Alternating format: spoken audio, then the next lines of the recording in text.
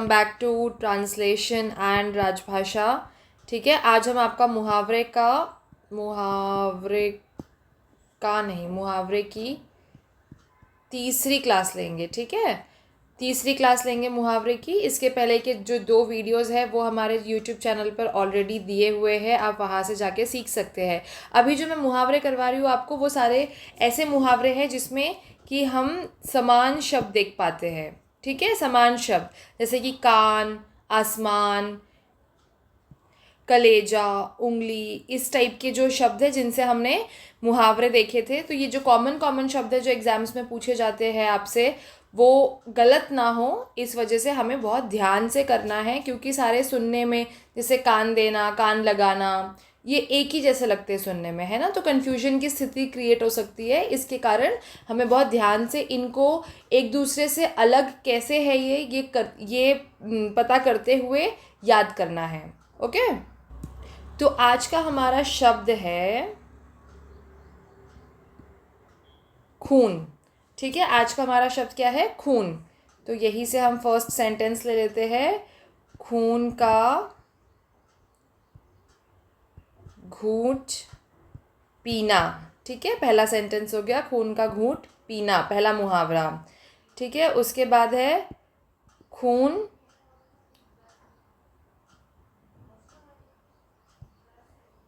ये आप लोगों को गड़बड़ दिखेगा, मैं फिर से लिख देती हूँ।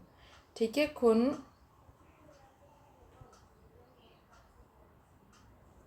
खुश्क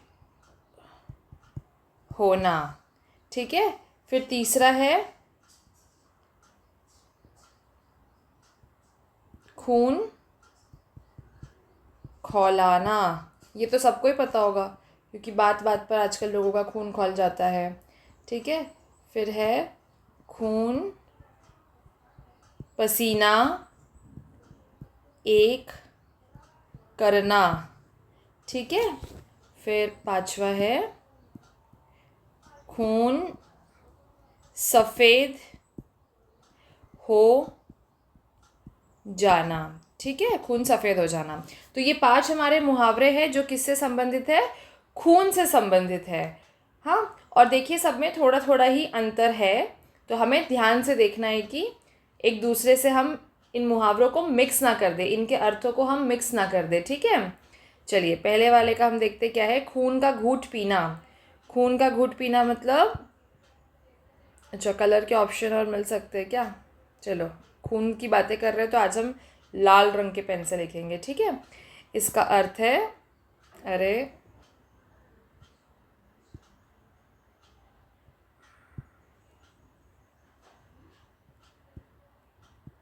ठीक है, इसका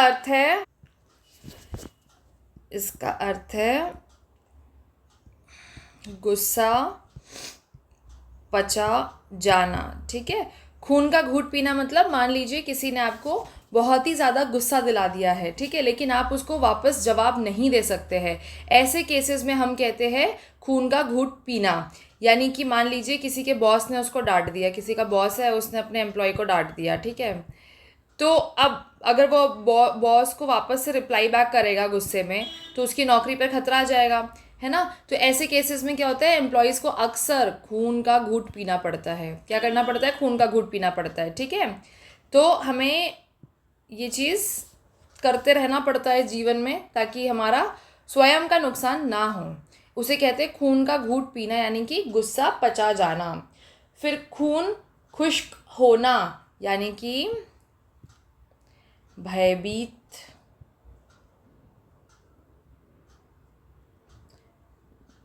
भयभीत होना।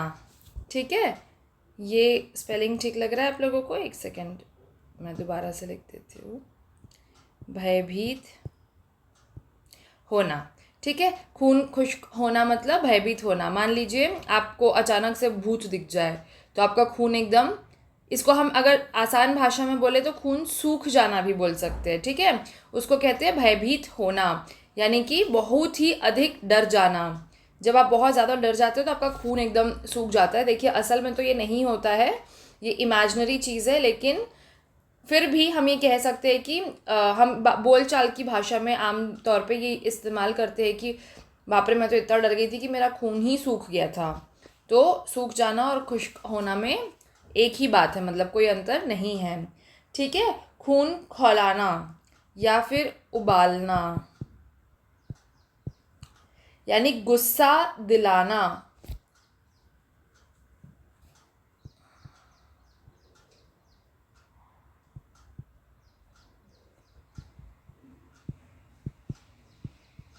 खून खौलाना, गुस्सा दिलाना। हम कहते हैं ना कि मेरा खून मत खौलाओ, लेकिन गुस्सा के साथ साथ ही हम ये कह सकते हैं कि इसमें हम जोश लाना भी लिख सकते हैं। ठीक है, देखिए अक्सर इसका मतलब होता है खून खौलाना, लेकिन कुछ संदर्भ में हम जोश लाना भी कह सकते हैं। मान लीजिए हम किसी को बहुत ज़्यादा प्रोत्साहित कर रहे हैं अब एग्ज़ाम के लिए अच्छे से पढ़ने के लिए, बहुत सारा मोटिवेशनल टॉक कर रहे हैं उनके साथ, तो ऐसे में भी उनका मतलब जो मोटिवेशन से खून खौलने लगा है तो वो अब अच्छे से पढ़ाई करेंगे। तो ऐसे केसेस में हम जोश लाने के संदर्भ में भी खून खौलाना का इस्तेमाल करते हैं, पर अक्सर गुस्सा दिलाने के नाम पे होता है, मेरा खून मत खौलाओ, मुझे गुस्सा मत दिलाओ। ठीक है, उसके बाद है खून पसीना एक करना, बहुत ही कॉमन है। क्या होगा? कड़ी मेहनत करना। ठीक है, खून पसीना एक करना, एड़ी चोटी का दम लगाना, ये सब एक जैसी ही बातें हैं, यानी कि कड़ी मेहनत करना। ठीक है, फिर है खून सफ़ेद हो जाना, यानी कि आपके अंदर दया न रह जाना, दया न रह जाना। ठीक है, खून सफ़ेद हो गया है, मतलब कई बार ऐसा होता है कि कुछ लोग जिनके लाइफ में कुछ पुराना ट्रॉमा रहता है, वो लोग कई बार इतने इनसेंसिटिव हो जाते हैं, जो जब उनके सामने किसी दूसरे को कुछ तकलीफ़ हो रही हो या कोई उनसे मदद की गुहार लगा रहा हो, पर वो कोई मदद नहीं करते, उन्हें सामने वालों के लिए कोई दुख दया भाव उनके मन में उत्पन्न नहीं होता है। ऐसे केसेस में हम क्या कहते हैं कि अरे उसका तो खून ही सफ़ेद हो गया है, यानी कि उसको कोई फ़र्क ही नहीं पड़ता है, चाहे दुनिया में अच्छा चल रहा हो बुरा चल रहा हो, उसकी सारी फीलिंग्स ख़त्म हो गई है। ठीक है, तो ऐसे इंसान के लिए हम इस्तेमाल करते हैं खून सफ़ेद हो जाना। चलिए, इसके बाद नेक्स्ट शब्द हम करेंगे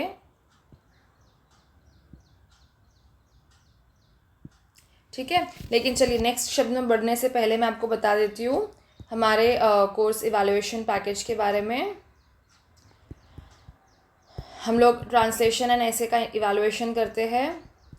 हमसे पिछले साल भी बहुत सारे बच्चों ने करवाया था, अभी भी काफ़ी सारे बच्चे करवा रहे हैं हमारे से ट्रांसलेशन और ऐसे का इवैल्यूएशन। ठीक है, जिसमें हम आपको वीक में 3 ऐसे देंगे, 3 axes and 3 translation per week. ऐसे यानी ऐसे के टॉपिक, फिर आप उनको लिखेंगे और लिख के अपना जो असाइनमेंट है वो हमें सबमिट करेंगे, और फिर हम उसका क्या करेंगे, इवैल्यूएशन करेंगे, जिसके आधार पे हम आपको बताएंगे आपके वीक पॉइंट्स। ठीक है, कहाँ कहाँ आप सुधार कर सकते हैं, सुधारात्मक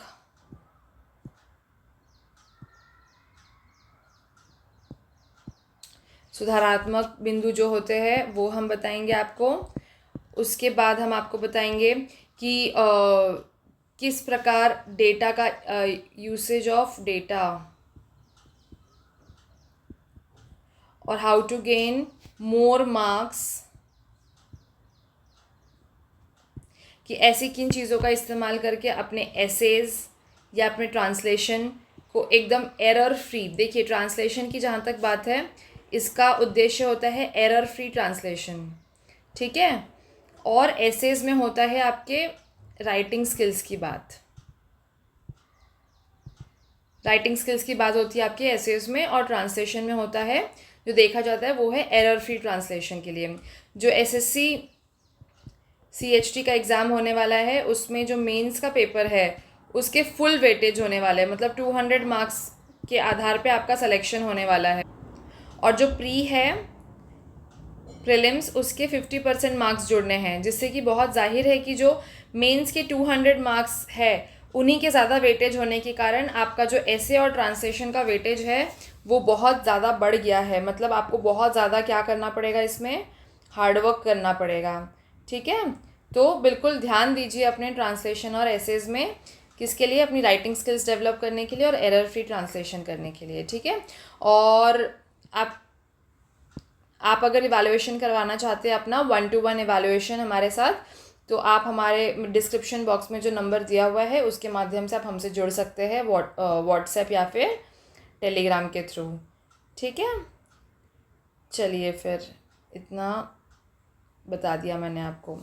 चलिए अब हमारा जो अगला शब्द है वो क्या है, अगला शब्द हमारा, चलिए देखते हैं। अगला शब्द है गले का हार होना। ठीक है, इसमें गले से बहुत ज़्यादा नहीं है, फिर है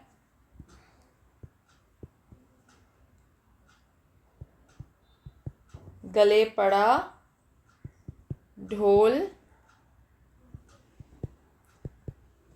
बजाना। ठीक है, और फिर तीसरा क्या है,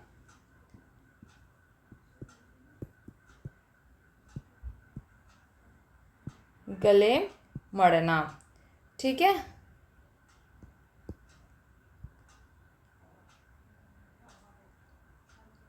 ठीक है, चलो। गले का हार होना यानी कि बहुत प्यारा होना।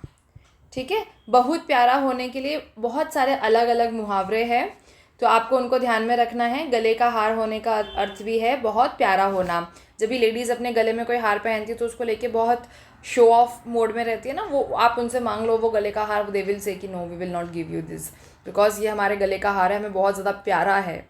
सिमिलरली यहाँ पे हार की बात नहीं हो रही है प्यारा होने के संदर्भ में, यहाँ पे बात हो रही है अपने किसी बहुत ही करीबी व्यक्ति के बारे में या फिर अपनी किसी बहुत ही प्यारी या करीबी चीज़ के बारे में। ठीक है, गले का हार होना यानी कि बहुत ही प्यारा होना। ठीक है, गले पड़ा ढोल बजाना यानी कि सिर पर पड़ी जिम्मेदारी को मजबूरन पूरा करना। क्या होता है, सिर पर पड़ी मजबूरी, सिर पर पड़ी मजबूरी नहीं, सिर पर पड़ी जिम्मेदारी होगा, यहाँ पे मैंने मजबूरी लिख दिया, जस्ट अ मिनट। सिर पर पड़ी जिम्मेदारी को मजबूरन पूरा करना। ठीक है, यानी कि आपको कोई काम दे दिया गया है जो आपको करने की इच्छा नहीं थी, लेकिन चूंकि अब वो आपके सिर पे पड़ गई है वो जिम्मेदारी, तो आपको उसको ज़बरदस्ती पूरा करना पड़ेगा। ठीक है, ये हम अपने ये वाला जो सीन है वो हम अपने घर में भी देखते हैं। कई बार कोई घर वाले ऐसे काम दे देते हैं जो हमें करने की बिल्कुल इच्छा नहीं होती, लेकिन ठीक है, किसी ने, बड़े ने कहा है, दादा दादी ने कहा है तो वो करना पड़ेगा, तो उसको हम मजबूरन पूरा करते हैं उस जिम्मेदारी को। तो वैसे कहते हैं गले पड़ा ढोल बजाना, यानी कि किसी ने गले में ज़बरदस्ती ढोल डाल दिया है, भले आपको बजाना आता हो या नहीं बजाना आता हो, आप इच्छुक हो या नहीं इच्छुक हो, फिर भी आपको वो ढोल बजाना पड़ रहा है क्योंकि वो आपके गले में है। ठीक है, क्लियर हो रहा है, बहुत ही ईजी है। गले पड़ा ढोल बजाना यानी कि सिर पर पड़ी जिम्मेदारी को मजबूरन पूरा करना। आप इमेजिन करो आपके गले में कोई ज़बरदस्ती ढोल डाल जाए और आपको बिल्कुल भी उसको बजाने की इच्छा नहीं है, फिर आप क्या करोगे, आप बजाओगे? अगर भरे भरे समाज में, भरे लोगों के बीच, भरे भीड़ में आपको पहना दिया जाए ढोल, है ना, बजाना ही पड़ेगा। तो फिर उसी हिसाब से आपको कोई भी जिम्मेदारी मिली है उसको मजबूरन पूरा करना ही पड़ेगा। ठीक है, फिर गले पड़ना मतलब होता है ज़बरदस्ती सौंपना। क्या करना, ज़बरदस्ती सौंपना। गले मड़ना यानी कि आप कोई काम आपको पसंद नहीं आ रहा है, अब मान लो यही जो गले पे आपका ढोल पड़ा था वो आपको पसंद नहीं आ रहा, आपने थोड़ा सा बजा लिया, अब वो आप अपने छोटे भाई बहन को पकड़ा देते हो ज़बरदस्ती, यानी कि आपने उसके गले मड़ दिया, है ना, तो उसको हम कहते हैं ज़बरदस्ती सौंपना। चलिए, ये भी हो गया हमारा। यहाँ पे कॉमन शब्द हमारा क्या था, गला। जो गला होता है हमारा वो हमारा कॉमन शब्द था। ठीक है, इसके बाद छोटा सा है वो है, एक सेकेंड, हाँ, इसके बाद है गाल, लेकिन गाल से केवल 2 ही मुहावरे हैं। ठीक है, फ़िलहाल मेरे ध्यान में 2 ही आ रहे। एक है गाल फुलाना और दूसरा है गाल बजाना। ठीक है, गाल फुलाना और गाल बजाना। गाल फुलाने का अर्थ होता है, गाल फुलाने का अर्थ होता है रूठना। ठीक है, और गाल बजाने का मतलब होता है डींगा हाँकना, डींग हाँकना। चलो, गाल फुलाना मतलब आप जब गुस्सा हो जाते हो तो आप गाल फुला लेते हो, आपको पता नहीं पड़ता है, बट देखने वाले को समझ में आता है कि गाल फूल गए हैं। आप भी, अगर आपका कोई पसंदीदा व्यक्ति अगर आपसे गाल फुला लेता है, आपको दिखता है कि यार ये तो गुस्सा होकर बैठा हुआ है, ठीक है, उसको कहते हैं रूठना। ओके। और गाल बजाना, गाल बजाना मतलब कि डींग हाँकना, मतलब फालतू फालतू की इधर उधर की बातें करना। ठीक है, समझ रहे हो? कुछ बढ़ा चढ़ा के बताना या अपनी बढ़ा चढ़ा के तारीफ़ करना या किसी भी इंसिडेंट को बहुत ही बहुत सारी चीज़ें लगा कर जोड़ कर बताना, उसको हम कहते हैं डींग हाँकना, मतलब बड़ी बड़ी बातें करना अपने हिसाब से। ठीक है, चलो, गाल बजाना भी हो गया। ओके, अब जो हमारा नेक्स्ट शब्द है जिससे हम ये करने वाले हैं वो है, आप देख के बताना पहला मुहावरा। ठीक है,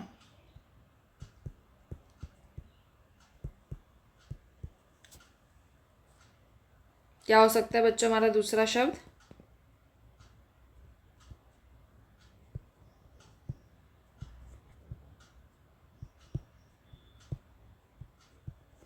हमारा दूसरा शब्द है घर।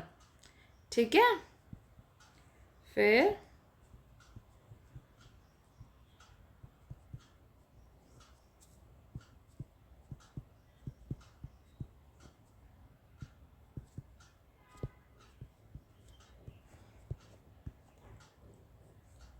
ठीक है, फिर है चौथा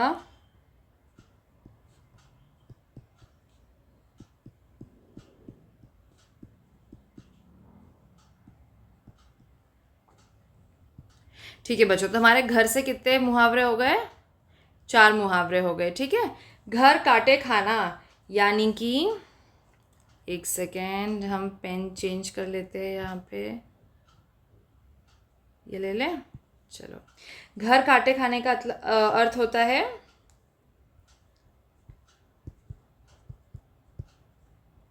अकेलापन, अखरना।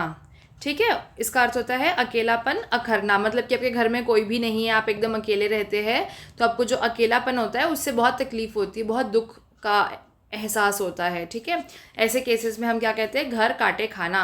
खासकर ये तब होता है जब हमारे घर में बहुत सारे लोग होते हैं, हमें ऐसी आदत होती है बहुत सारे लोगों के बीच में रहने की, और उसके बाद जब सब चले जाते हैं या कुछ दिन के लिए आए होते हैं, फिर जब वो वापस चले जाते हैं तो आपको फिर तब घर काटने लगता है, तो हम कहते हैं घर काटे खाना। अब घर काटने लगता है मतलब आपको कच कच कच्चा चबाने तो नहीं लगेगा, लेकिन ये एक मुहावरे के संदर्भ में है कि घर काटे खाने का अर्थ है अकेलापन, अखरना। ठीक है, फिर दूसरा है घर का न घाट का, यानी कि कहीं का न रह जाना। ठीक है, कहीं का ना रह जाना, यानी कि ऐसे हम कहते हैं ना, दो नाव में पाँव रख के मत चलो। सिमिलरली घर का ना घाट का, यानी कि आपने एक साथ 2-3 चीज़ों में अपने हाथ रख दिए हैं, ठीक है, तो आपको ना कोई पहली वाली चीज़ मिल रही है ना दूसरी वाली चीज़ मिल रही है। ऐसे केसेस में हम क्या कहते हैं कि घर का भी नहीं रहा, घाट का भी नहीं रहा। मान लो एक न्यूट्रल एम्प्लॉई है और उसने जाके अपने बॉस से अपने एक दूसरे सहकर्मी की चुगली कर दी, ठीक है, और अपने सहकर्मी से अपने बॉस की चुगली कर दी। बाद में उन दोनों ने आपस में क्या किया, आपस में बातें कर ली कि तुमने मेरे बारे में ऐसा बोला वैसा बोला, और निकल के आया कि ऐसा कुछ भी नहीं हुआ था। तो अब ये जो बीच वाला एम्प्लॉई है, एक ये हो गया जिसने चुगली नहीं, ये हो गया एम्प्लॉई, ठीक है, ये हो गया बीच वाला व्यक्ति, और ये हो गया आपका कौन, बॉस। ठीक है, हाँ, और ये इसको हम कर देंगे चुगली, नाम रखते हैं इसका। ठीक है, इसने यहाँ भी लगा दिया, यहाँ भी लगा दिया, बाद में इन दोनों ने आपस में बात कर ली, तो ये व्यक्ति ना घर का रहा ना घाट का रहा, दोनों जगह से उसने अपनी इमेज ख़राब कर ली। अपने बॉस के सामने तो अपनी इमेज ख़राब कर ली, अपना इंक्रीमेंट रुकवा लिया, ठीक है, और अपने एम्प्लॉई जो सहकर्मी था उसके साथ भी उसने अपनी दोस्ती ख़राब कर ली। तो इस ऐसे व्यक्ति को हम क्या कहेंगे कि ये ना तो घर का रहा ना घाट का रहा। ठीक है, चलो ये थोड़ा सा मिटा लेते हैं। ठीक है। चलो, घर फूंक तमाशा देखना, यानी कि अपना नुकसान कर मौज करना। ठीक है, घर फूंक तमाशा देखना मतलब आपने अपना घर तो जला ही दिया और उसके बाद मतलब आपका अपना नुकसान तो हो गया और उसके बाद आप तमाशा देख रहे हो, तो खुद का नुकसान करके मौज करने को हम कहते हैं घर फूंक तमाशा देखना। फिर है घर में गंगा बहना, यानी कि अच्छी चीज़ पास में ही मिलना, अच्छी चीज़ पास में मिल जाना। ठीक है, अच्छी चीज़ पास में मिल जाना, यानी कि गंगा नदी को हम, गंगा जी को बहुत ही हम पवित्र मानते हैं, है ना। लोग दूर दूर से गंगा जी में डुबकी लगाने जाते हैं, अपने पाप धोने जाते हैं। तो इतनी ही पवित्र चीज़ अगर आपके घर में ही मिल जाए, यानी कि इसका अर्थ होता है अच्छी चीज़ पास में मिल जाना। मतलब गंगा जी से सेंस है अच्छी चीज़ का, जो कि आपके घर में ही बह रही है, यानी कि पास में ही मिल गई आपको। ठीक है, तो हम तब ऐसे केसेस में हम कहते हैं घर में गंगा बहना, यानी कि अच्छी चीज़ पास में मिल जाना। मान लो इसका बहुत ही सटीक एग्जाम्पल हो सकता है कि आपका घर मान लो एकदम किसी मॉल के बाजू में है। ठीक है, तो वहीं से आपको सब्जी राशन सब मिल जा रहा है, कपड़े मिल जा रहे हैं, जूते मिल जा रहे हैं, सारे अप्लाइंसेस मिल जा रहे हैं, यानी कि आपके घर के बिल्कुल बाजू में कोई मॉल है, जस्ट मॉल है, उसके थोड़े से बाजू में आपका घर है। ठीक है, तो ऐसे में हम क्या कहते हैं, अच्छी चीज़ पास में मिल गई, यानी कि घर में गंगा बह रही है ना। हालांकि ऐसे अगर मॉल बाजू में रहे तो आपके जेब भी खाली होते रहेंगे लगातार। ठीक है, तो सबका डेफिनेशन अच्छी चीज़ पास में बहने का अलग अलग होता है भाई, किसको कौन सी चीज़ अच्छी लग रही है, वो उसके कितने पास है, उसके हिसाब से गंगा बह रही है या नहीं बह रही है ये तय होता है। ठीक है, चलो अब हमारा जो अगला शब्द है, अगला शब्द क्या है देख लेते हैं। हमारा अगला शब्द है चांद। ठीक है, चांद खुजलाना, चांद खुजलाना। ठीक है, फिर है चांद से तो काफ़ी सारे हैं, फिर है चांद पर थूकना। ठीक है, फिर है चांद और चांदी एक साथ ले रही हूँ। ठीक है, चांदी का जूता। ठीक है, फिर है चार चांद लगाना। पांचवा है चार दिन की चांदनी। ठीक है, फिर छठा है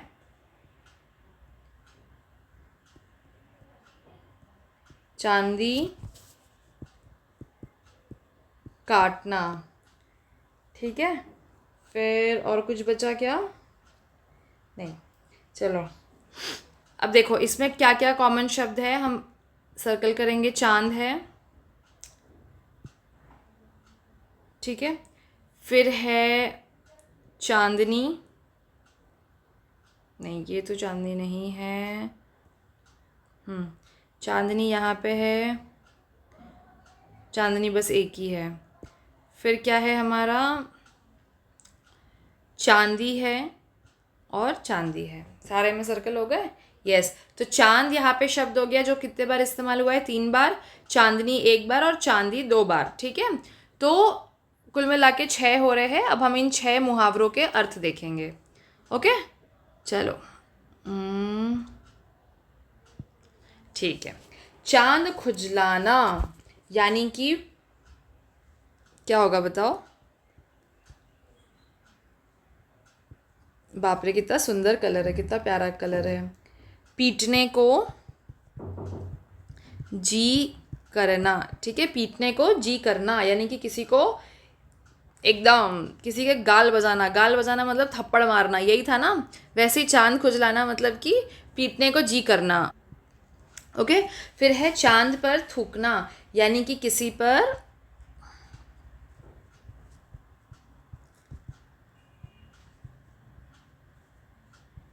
कलंक लगाना। ठीक है, चांद पर थूकने का मतलब होता है किसी पर कलंक लगाना। देखो बच्चों, एक्चुअली किसी पर कलंक लगाना नहीं होता है, किसी अच्छे व्यक्ति पर कलंक लगाना।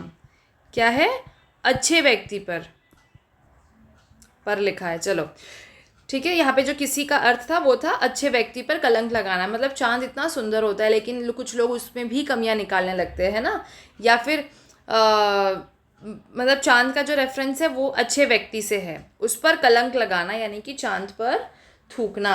फिर है चांदी का जूता, यानी कि घूस का धन। क्या है? घूस का धन।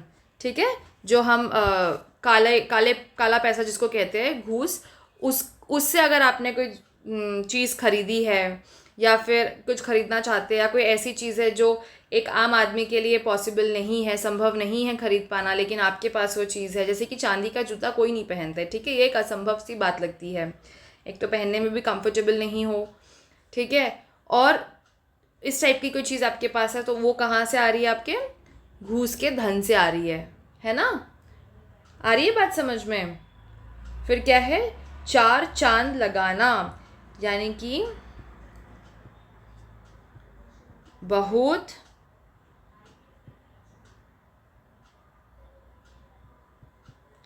बहुत शोभा होना। ठीक है, चार चांद लगाना। भाई कुछ लोगों का व्यक्तित्व इतना अच्छा होता है कि वो जहाँ भी जाते हैं उस महफिल में चार चांद लग जाते हैं, है ना। या फिर आप सोने पर सुहागा जिसको हम कहते हैं, उसका अर्थ और चार चांद लगाने का अर्थ लगभग एक जैसा ही है। मतलब कुछ अच्छा तो हो ही रहा था, उसमें कुछ और थोड़ा सा ऐड हो गया जिससे कि एकदम क्या हुआ? चार चांद लग गए। ठीक है, फिर है 4 दिन की चांदनी, यानी कि थोड़े दिनों का सुख। थोड़े दिनों का सुख। ठीक है, मान लो आपने 10 दिन की छुट्टी ली है। ठीक है, तो आपको लगता है कि बहुत आराम करेंगे और घर जाएंगे मम्मी पापा के पास, वहाँ अच्छा अच्छा खाएंगे, घूमेंगे फिरेंगे। तो जब छुट्टियाँ ख़त्म होने लगती है ना, तब ऐसा लगता है कि यार 4 दिन की चांदनी थी, ख़त्म हो गई, है ना। यानी कि थोड़े दिनों का सुख था, समाप्त हो गया, है ना। आ रही है बात समझ में? तो 4 दिन की चांदनी का अर्थ होता है थोड़े दिनों का सुख। फिर नेक्स्ट क्या है? चांदी काटना, यानी कि खूब धन पैदा करना। ठीक है, चांदी काटना मतलब खूब धन पैदा करना। अब देखो, चांदी का जूता और चांदी काटना, क्या इनको हम सेम बोल सकते हैं? ये नियरली पास में है। क्यों? क्योंकि धन से संबंधित है। एक लेकिन एक जगह घूस के धन की बात हो रही है और यहाँ पे खूब धन की बात हो रही है, जो कि हो सकता है कि घूस का धन हो या हो सकता है ईमानदारी का पैसा हो। यानी कि हो सकता है किसी ने बहुत ही मेहनत करके अपना कोई बिजनेस, अपना कोई व्यापार खड़ा किया है ना। तो वो भी खूब धन पैदा कर रहा है, तो वो चांदी काटना होता है। मतलब बहुत मेहनत से ही सही, लेकिन वो चांदी काट रहा है। हाँ, मतलब ईमानदारी का पैसा है। लेकिन इसी में हम ये भी कह सकते हैं कि कोई घूस के पैसे से भी खूब चांदी काट रहा है। तो यहाँ पे दोनों संदर्भ आते हैं, लेकिन चांदी का जूता मतलब यहाँ पे स्पेसिफिकली घूस के धन की बात हो रही है। ठीक है, तो चलो ये सारे किससे हुए? चांद, चांदनी और चांदी से। चलो इसके बाद हम अगला शब्द ले लेंगे। देखते हैं हमारा नेक्स्ट शब्द क्या है। ठीक है, अब हमारा जो अगला शब्द है वो है, लिखती हूँ मैं, रुको।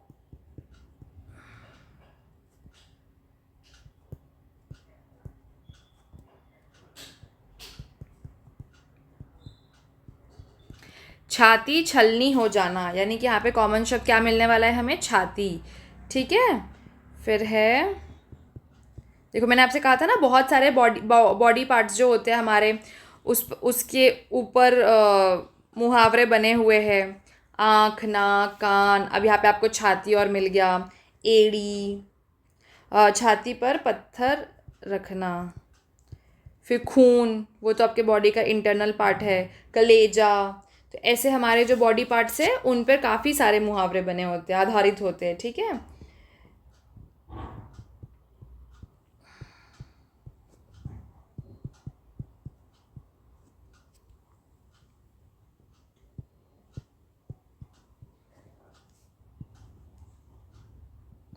छाती पर मूंग दलना, फिर है छाती पर सांप लौटना। ठीक है, चलो फटाफट देख लेते, ये हमारा आखिरी शब्द है आज के मुहावरे के लिए। छाती छलनी हो जाना, यानी कि लगातार दुख होना। ठीक है, छाती छलनी होना यानी कि बार बार आपको, आप एक दुख से उभरे कि नहीं, दूसरा दुख आ गया।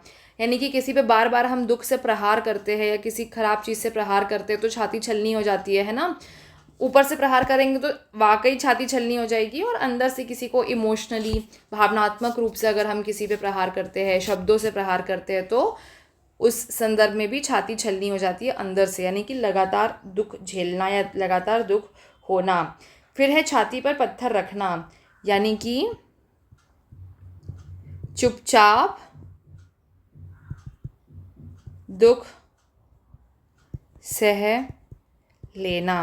क्या? चुपचाप दुख सह लेना। छाती पर पत्थर रखते हैं तो हमारा बहुत ही छाती दर्द करता है ना, बहुत भारी लगता है। और सिमिलरली जब हमें कोई बहुत बड़ा दुख होता है जिसको हम दूसरों से बांट नहीं सकते, शेयर नहीं कर सकते, तभी भी हमें कैसा बहुत भारी सा महसूस होता है ना। जैसा लगता है जैसे कि छाती पे किसी ने पत्थर रख दिया हो, गले पे किसी ने पत्थर रख दिया हो, कि सांस लेने में, खाना खाने में हमें तकलीफ़ होती है।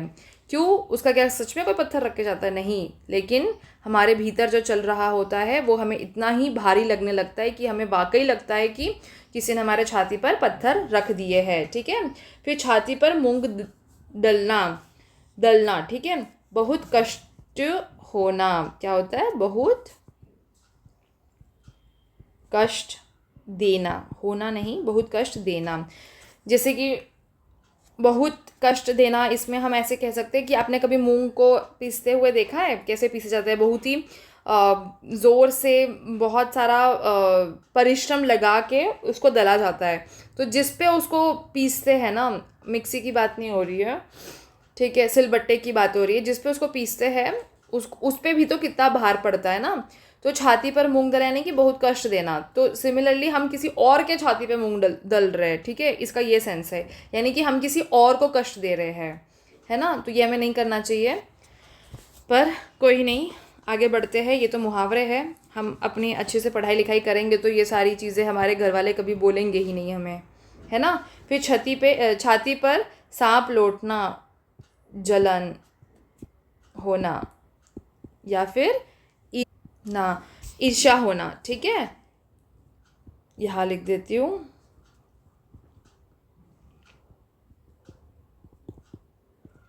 किसी से जलन होना, जलन होने के लिए और भी पिछले दोनों क्लासेस में एक एक मुहावरे थे। वो कौन से थे आप पिछले वाली क्लास में जाके देखेंगे, जिसका अर्थ था जलन या ईर्ष्या होना। तो बच्चों, आज के लिए इतने ही शब्द जो कॉमन थे जिनसे मुहावरे बनते हैं। ठीक है, ये छाती से संबंधित था, पिछला वाला किससे संबंधित था? चांद चांदनी से संबंधित था, है ना। और उसके पहले वाले क्लास में हमने कौन से किए थे, वो पहले वाले क्लास में जाके देख लेना। पर हाँ, चांद चांदनी, फिर उसके पहले था घर। घर से कई सारे मुहावरे किए हमने, गला से मुहावरे किए, खून से मुहावरे किए, गाल से मुहावरे किए, है ना। तो देखिए, आप लोगों को ध्यान रखना है कि इस टाइप के जो मुहावरे आते हैं जो कन्फ्यूजन क्रिएट करते हैं, उनको हमें ध्यान से पढ़ना है। ठीक है, चलो, don't forget to like, share and subscribe. अगर वीडियो अच्छा लगा हो तो प्लीज़ लाइक कर देना। अगर आपको थोड़ा भी कुछ सीखने मिला हो तो वीडियो को लाइक ज़रूर कर देना। और जो बच्चे तैयारी कर रहे हैं उनके साथ ये वीडियो शेयर कर देना। और अगर आप चैनल पे न्यू हैं तो प्लीज़ सब्सक्राइब कर देना। आपके लिए ऐसे ही हम अच्छे अच्छे वीडियोज़ बना के और लाते रहेंगे। ट्रांसलेशन की क्लासेस भी मैं जल्दी स्टार्ट करने वाली हूँ, तो आप सारे लोग सब्सक्राइब करके रख दो ताकि आपकी जो फ्री ट्रांसलेशन प्रैक्टिस है वो होती रहे, जिसमें आपके तरफ से सुधारात्मक क्या होना चाहिए ये तो हम नहीं बता पाएंगे, लेकिन हम आपको ट्रांसलेशन की टेक्निक्स और ये सारी चीज़ें बताएंगे, ठीक है। चलो bye, don't forget to like share and subscribe and all the very best.